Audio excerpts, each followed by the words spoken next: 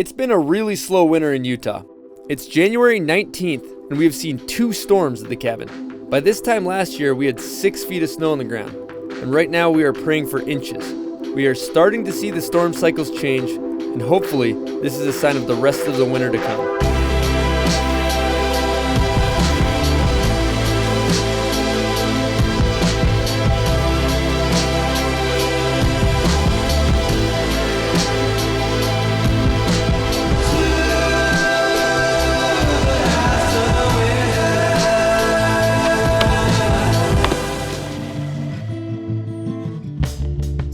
So like anything at the cabin, this is a learning process. Our original rope kept breaking, did some research, found this rope from a company in Minnesota, showed up in a giant 400-pound spool, and now we're installing the rope. Basically, just watched the YouTube video on how to splice rope together, and it seems to be working.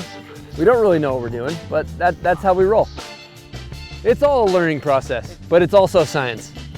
Mainly it's science. What we're doing is we're making all the mistakes so you guys don't have to. You can learn from us. This winter we've had a bunch of bumps along the way, but this is the first real day riding the rope tow, and man, it's better than I could have ever imagined it. So our old rope would only haul like 1, maybe 2 people, but with this new rope and the truck, we hauled 4 up today, which makes the session so fun for everyone. I'm just like really proud of that thing working, and to have this session was really, really awesome. We got our good friends up here, we got good weather. It seriously just reminds me of why I fell in love with snowboarding. Couldn't ask for anything else.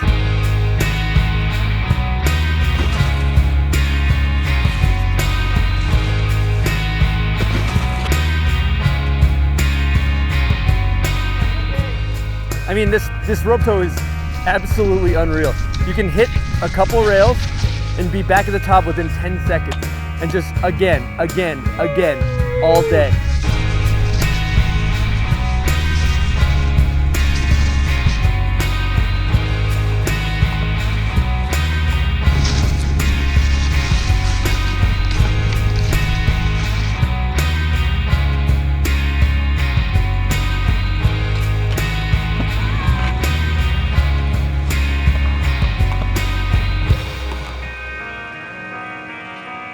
Every minute of hard work we've put into making this thing happen was 100% worth it, just for days like today.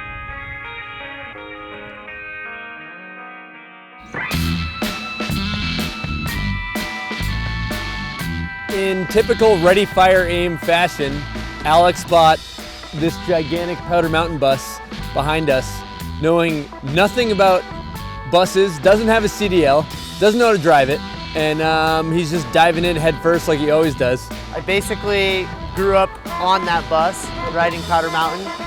Woody is the bus driver for Powder Mountain. He's been driving it for the last 40 years. And the second I drove by it, it's just that gut feeling. I'm sure we've all had it, but I had to have it. I've been driving the Powder Mountain bus ever since 1980. Yes, I remember driving, taking him home over there at night. I made the call, I called Woody, and he's like, yeah, it runs great. I want $2,000 for it. I was just like, this is my calling. I need to own this bus. And so we bought it.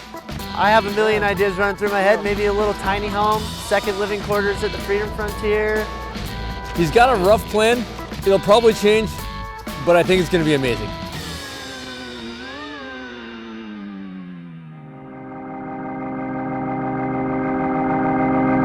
Fire up the steed.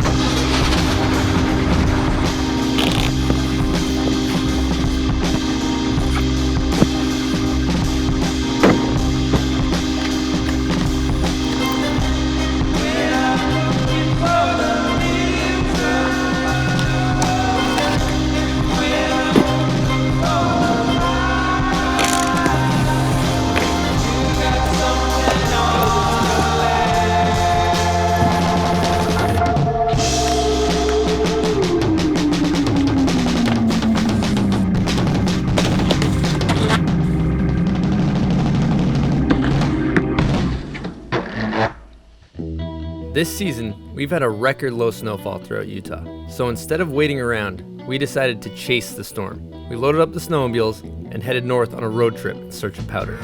And we definitely found it.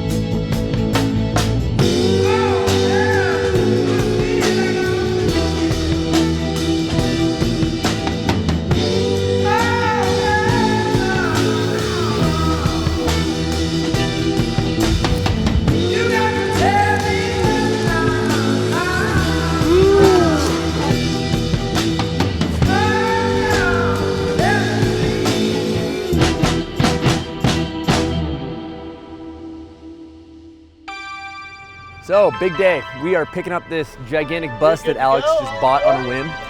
He's learning how to drive it right now, which is proving to be pretty difficult, and he appears to be in way over his head.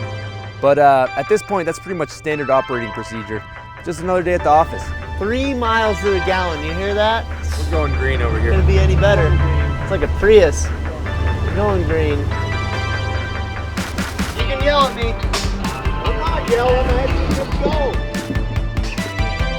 Between waiting for the snow to fall and figuring out this whole bus thing, we decided we might as well put the skate park to good use.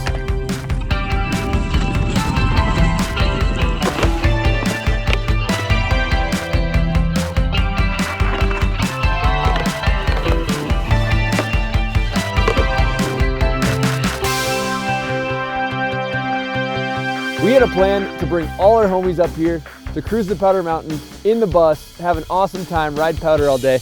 As always, it didn't go according to plan. We woke up this morning, the bus wouldn't turn on.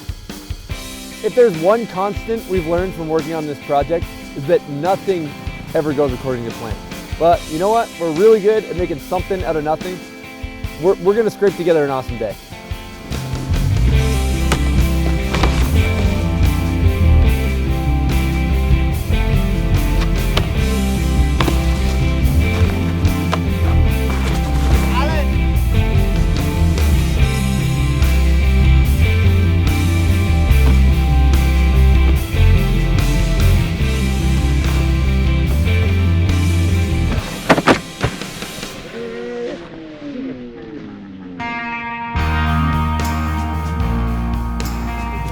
For anyone out there wondering if the endless hours of concrete pouring, rope tow building, and bike trail digging were worth it, I would say yes, 100%. When you look at the cabin from a financial standpoint, then maybe it doesn't make a lot of sense. But when you take a look at it from the overall life happiness standpoint, it's worth its weight in gold. Every cent of money and drop of sweat invested has paid itself back tenfold, just in the experiences and memories made up here so far. The greatest reward in all of this wasn't building the freedom frontier, it was being able to share it with our family and our close friends. And at the end of all of this, we've realized that we're fully addicted to projects that challenge us, and though we don't know where the cabin's gonna take us next, we really don't see an end in sight anytime soon.